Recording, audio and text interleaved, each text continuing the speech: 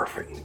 Welcome back to the channel for part 2 of this blueberry wine. We just finished this up and I'm gonna show you how we did it. You don't wanna miss this, and I can't wait to taste it. Make sure you like and subscribe, and let's get right into this blueberry pie wine bottling. Get wilder. We could get a little wilder. Take some clothes, but leave our phones. It's better with someone than it is alone. Let's get. All right, welcome back to part 2 of our blueberry pie wine. You can see this has been fermenting for about 10 days. This bubbler is really slowing down once every 30 seconds to a minute. That's when you want to test to see where your specific gravity is in this wine to know if you need to get it in the carboy. I know it's ready from experience, but I'm just going to show you. All right, we got some of our equipment sanitized, as you'll see here, but it's time to get this opened up and show you what this looks like, and we want to test our specific gravity.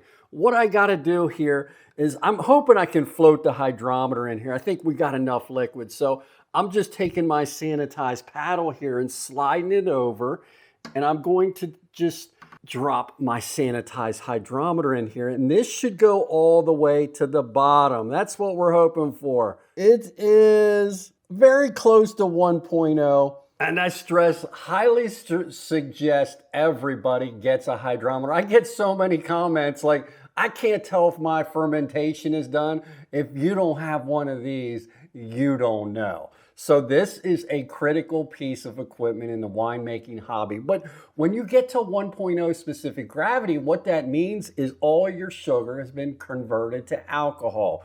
And it means it's time to get into the secondary. So that's what we're gonna do. Rack this, get it into the secondary, and we'll be done for 30 to 45 days. Let's just get into it, Todd. Now, it's actually at 1.010. It could probably go another day or so, but what I'm gonna do is I'm gonna let it finish up in the secondary. It may have a little sweetness to it. So I got my sanitized racking cane here all drained out, and what I'm gonna do is put this down into my carboy. And what we want to do is then get this in here. We're just going to slide the bag over a little bit. We want to try and get any of that sediment or dead yeast out of the bottom. So you don't want to stir it up at this point. It smells and looks beautiful. I think I might have a little bit extra, so I'm going to have to get some other containers together here while this is racking. Now we're getting up close to that carboy. What we want to do is we want to drip this out of here and slowly tilt our bucket like this.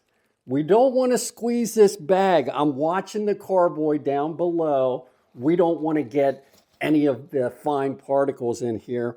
It's getting close, so I know I'm going to be able to have a little bit extra to put in another container, which will be great for topping this off. It's always great to have topping wine. So you can see there, I got 2 extra quarts. That's what you're trying to get out at this point, that little bit of dead yeast that's in there. This is awesome. This is what you want when you can. You want topping off wine. Remember, we put extra fruit and extra grapes, Merlot in here. So this is great to have. All right, you noticed here, I got these airlocks on fairly quickly because oxygen is your enemy at this point.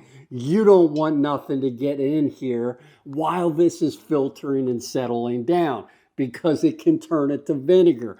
You want to make sure you got it topped off at the proper level, and that goes the same for these.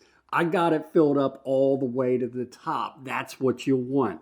Now all I'm going to do is put these in a cool, dark place and let them go 30 to 45 days. Let's just stop wasting the time, let it settle down, and we'll hit it with bentonite in 45 days. This blueberry wine has been sitting in my basement for like 30 to 40 days. It's ready for some bentonite. I don't know if you can see the bottom of this carboy and these mason jars, but we got a lot of stuff to get out. I gotta smell this. Oh my gosh. You just gotta make it. All right, so we got our bentonite, we got our measuring spoon. Now remember, when you're measuring out bentonite, use it according to your packages.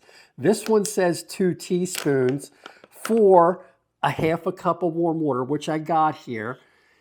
And that's sufficient for 5 gallon. We got a 3-gallon batch, so up to 5 gallon, this is fine. So there you go. What we're trying to do is to get this all incorporated as best we can. Sometimes this will take a few minutes, but we want milkshake consistency. That's it. And we're gonna put this at the bottom of our carboy and rack the wine in on top of this so it mixes it even a little better. And there you go, you can see how that looks like a milkshake. So now we're just gonna put it in the bottom of our sanitized carboy. I had somebody say the other day, yes, this video is sanitized.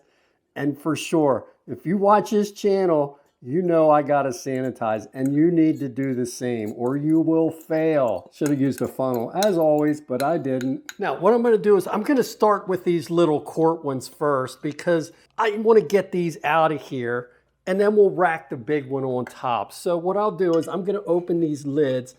I got my carboy with the bentonite already down there, and here is my sanitized racking cane, and I'm gonna put down into the carboy, and I'm gonna just rack these. And I wanna stay away from the sediment because there's a lot of sediment on the bottom of here. That's your goal.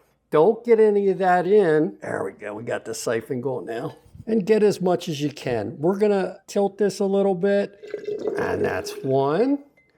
And we'll do the same to this one. It's actually really clear. That's why I went to the bentonite stage on this.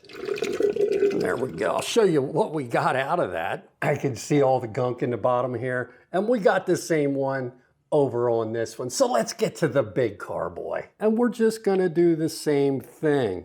And watch this, because especially if you have extra like we do, we don't want to overflow the carboy on the bottom. What we'll do is slowly tilt this to get that sediment as much as we can. Well, I think we're going to have extra, so I'm going to put some in a bottle and maybe have some for dinner. So you can see we didn't waste much, but we don't want that in our wine. Here's our wine with our bentonite in. We got one more step, but look what I got extra. I'm gonna show you what we're gonna do with this. Now, remember we got the bentonite at the bottom of this.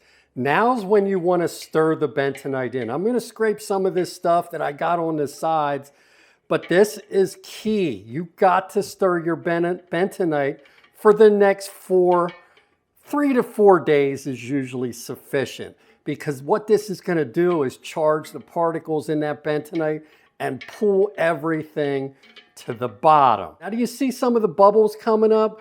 A lot of people say, do I degas my wine? And no, I don't, because this is doing some for us. It's taking that gas out that you might not want to have in your wine. After we stir it for 4 days, we're gonna wait another 30 days and it should be ready for bottling. All right, remember the extra? I made a simple syrup with half sugar and equal amounts of sugar to water, and I'm gonna sweeten this up because it's not enough. I could put these in quarts and use it for topping wine. Another thing you can do is bottle this. And when you want topping wine, when you're short in your carboy, and that's usually what happens, you're gonna be short in this rather than having extra like I did. So there we go. I added some simple syrup to this, and all I'm gonna do now is pour them in some bottles because I'll drink this. This is good right now. After fermentation, you can drink your wine. There's no problem with that. I'll just give this a little bit of swirl to mix it in. And I'm not gonna cork them. I'm just gonna sit them into the fridge just like this. Let's fill this up. I love these things. So there we go. I got 2 bottles and an extra glass.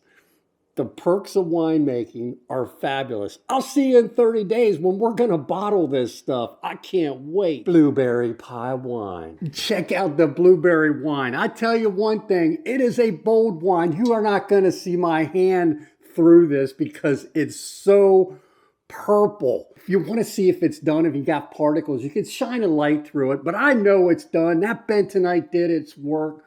It's time to get some equipment sanitized. Make sure you're sanitizing your equipment, because if you're gonna fail, it's because of that. So I've had that in here, the bentonite, for 30 to 45 days. It's probably more close to the 45 days. I should look at my logbook and check. But I know it's ready because that bentonite did all of its work. But if you want to leave your wine in here for a little bit longer on top of that bentonite, that is fine. I know people that leave it in here for a year. I'm not going to do it because I want to taste this. Now, in the bottling stage, you need a couple things. Some are optional, but you definitely need potassium sorbate. You need Camden tablets or sodium metabisulfite. We'll go over each one of these as we go. And if you're going to sweeten your wine, which I always highly suggest, that's when you're going to taste the fruit, you're going to need some sugar. Now, since sugar is needed for back sweetening, I like to use 1 cup per gallon. Since this is a 3-gallon batch, I'm going to measure out 3 cups. You may not use all this. So there, we got our 3 cups. Now, all we want to do is add this to a stock pot on the stove, and we want the exact same amount to create our simple syrup.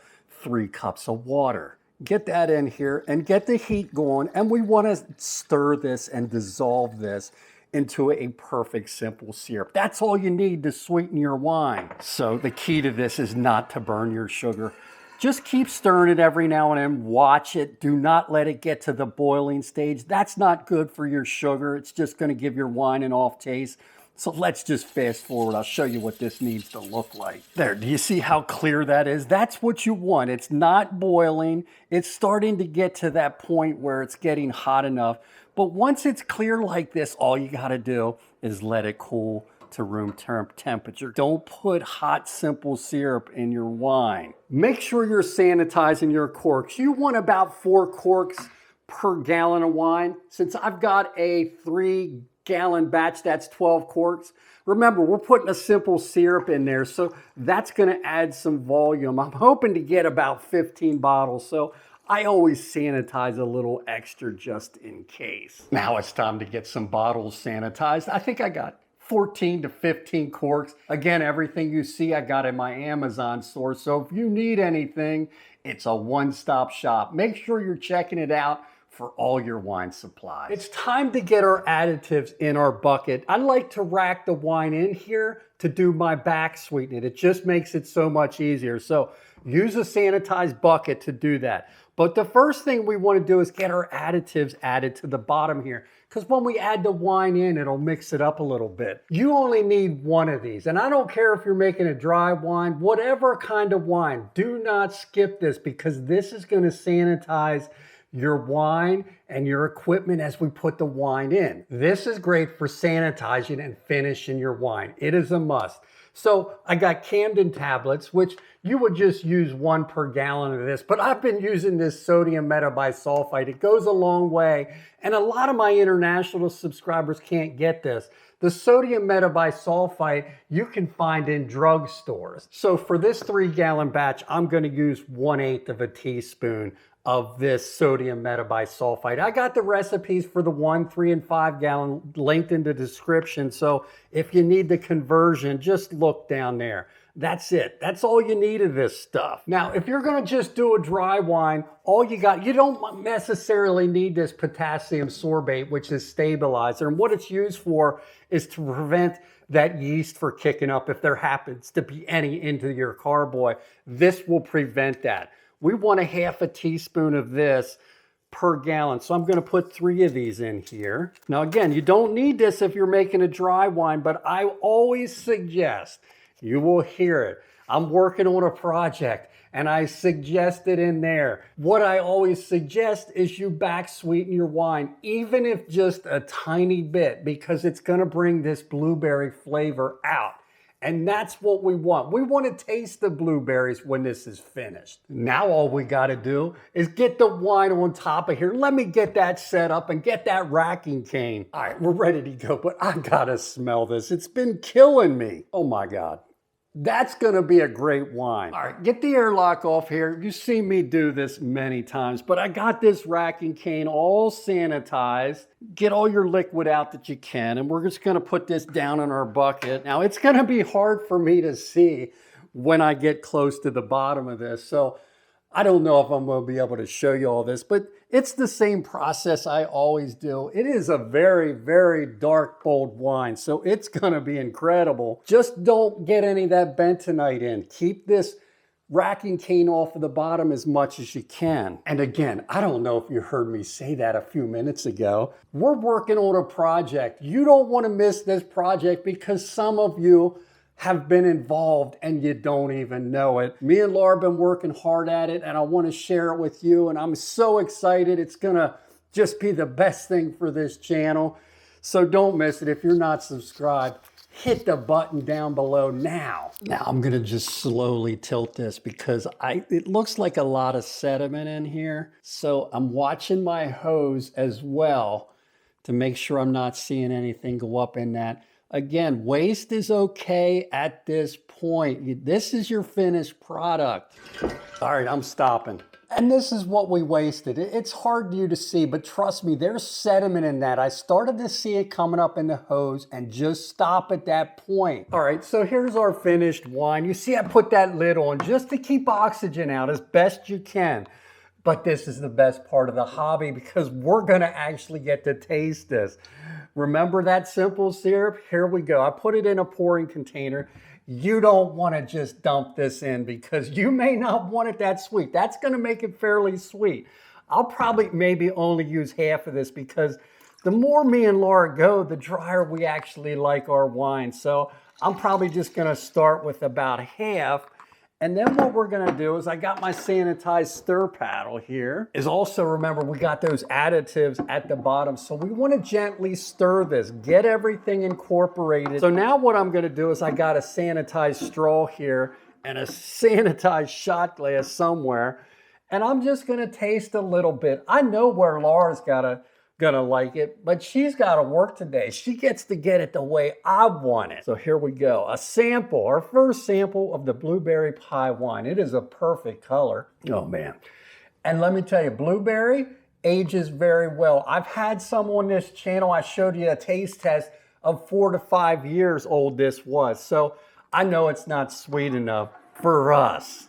So just keep adding a little at a time, taste as you go until you like it. If you want to bottle some dry before we added that syrup, go ahead. You want to add some, bottle some at this point, then add the additional syrup for a dessert wine, a super sweet wine, go ahead. That's what makes this hobby fantastic. You're doing it to please you, nobody else. That's pretty good. I'm just gonna add a tiny bit more and then we're gonna bottle this. That's perfect. All right, it's time to get this wine in the bottle. I got the racking cane going, we got the wine bottle tip, and we're just gonna fill each one of these bottles until we run out of wine. I hope we get at least 14 to 15. But do you notice the sanitized bubbles? Make sure you're using, if you're using Star San sanitizer, it's gotta be used wet to be effective. So there it is. It's bottled, it's racked, it's finished. It's ready to age if you want, but I can't wait to try this. We got 15 bottles, so that came out to, what, about 5 bottles per gallon. Remember, we added sweetener, and that will give you more wine. But I can tell you one thing, it's gonna be fabulous because I've aged this for long periods. It's better with aged blueberry wine, but we're not done yet. Your wine bottles, you just saw where we bottled this and we got a lot of wine that came over the sides. Make sure you're sanitizing every single one of your bottles from top to bottom because you want to look like a professional. You don't want to give these out and have them be all sticky to your friends and family. This is a critical step, but we're still not done. Let me get these done and I'll show you. I know you can't see the color of this, but I tell you one thing, it is a beautiful color blueberry wine. Now, your wine is not done quite yet. Make sure you're laying your bottles on the side like this, because just in case there would be any leakage, you'll be able to catch it in the bin. Now, I've never had one leak, but it's better safe than sorry for sure. And then also make sure you cover these up because you don't want any direct sunlight on this. So after those 15 bottles, this is what I got left. And it's time to taste this blueberry wine. Again, this gets much better with age, but do you see how purple that is? That's what I would expect from a blueberry wine. It smells incredible. Again, still one of my top wines that I've ever made, blueberry wine. You got to try this one. And get wild.